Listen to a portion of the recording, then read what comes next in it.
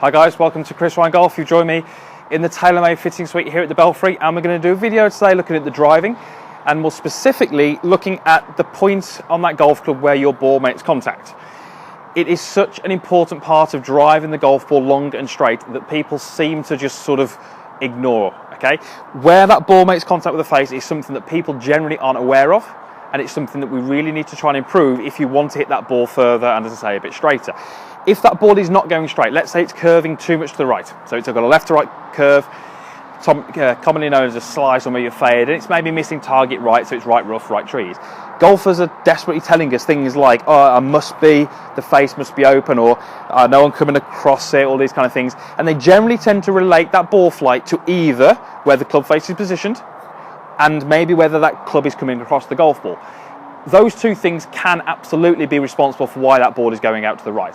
The other area that we need to look at is the strike point. It's something which people don't tend to sort of look at as an option.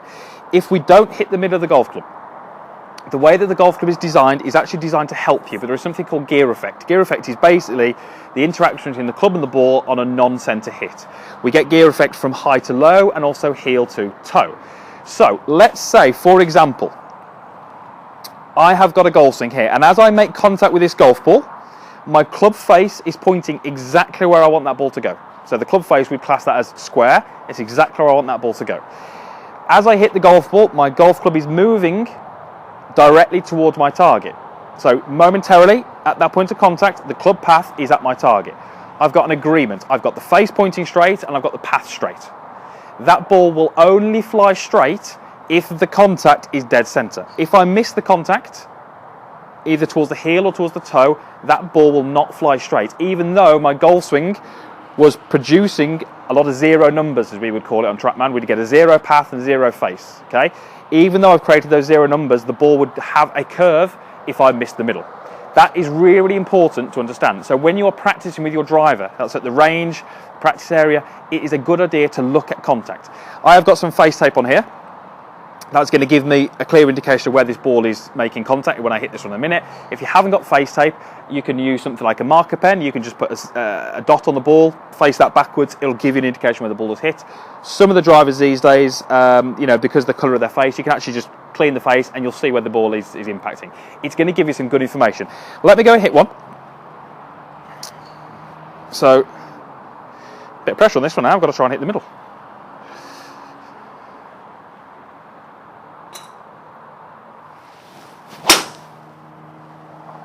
Okay, now that felt pretty good. Okay, so I'll wait a couple of seconds because that'll just get a bit dark and I'll show you in a minute. That was from the middle. Now that ball had a little bit of a cut to it. So it drifted a little bit to the right. So that gives me good information about my swing. Because the contact was centered, then I know that the ball flight that happened was caused through something to do with the club path and the face. What you'll often find is that you will have a pattern.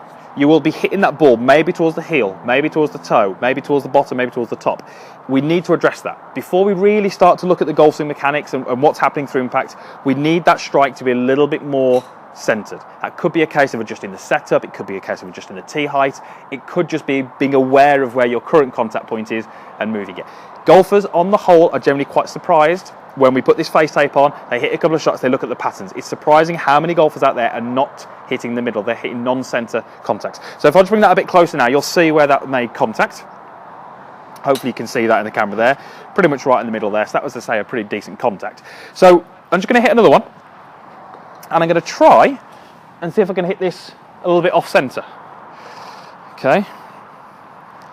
So I can normally do it quite well when I'm not trying to. So let's just see how we get on here. I'm going to try and hit towards the heel if I can. Okay, and that definitely did feel a bit towards the heel. Okay, so I don't know if you can see that too clearly, but it's a little bit more down here. And that ball cut. That had a lot more left to right on it.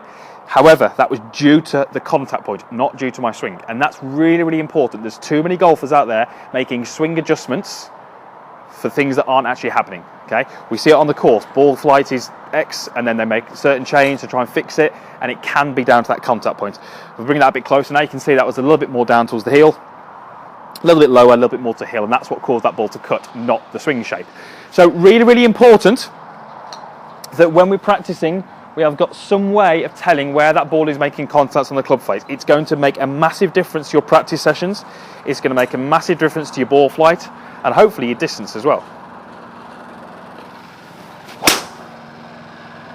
Okay, and again, that one felt pretty much out the middle. So just add it into your practice. You know, use some face tape if you can get it off your local pro, or just maybe just put a dot on the golf ball with a Sharpie or something, and just start to get a good feel for where that ball is making contact. I guarantee you might find some surprising results. But if you can work on it, you'll hit it straighter, you'll hit it further, and you'll be in more fairways. And it's a much, much easier game to play from the fairway, I can guarantee you. Okay, so hopefully that was a bit helpful, insightful. Might cause you to practice a little bit differently, and that's kind of what the video is about, really, just trying to get you to think a little bit differently about what's causing certain curves on the golf ball, maybe looking at maybe how to fix it rather than changing swing mechanics. So say hopefully you found it a little bit helpful and insightful. Thanks for watching. If you liked it, click the like button. If you've got any comments, you can post those in the boxes down below, and I'll do my best to respond to them as I can.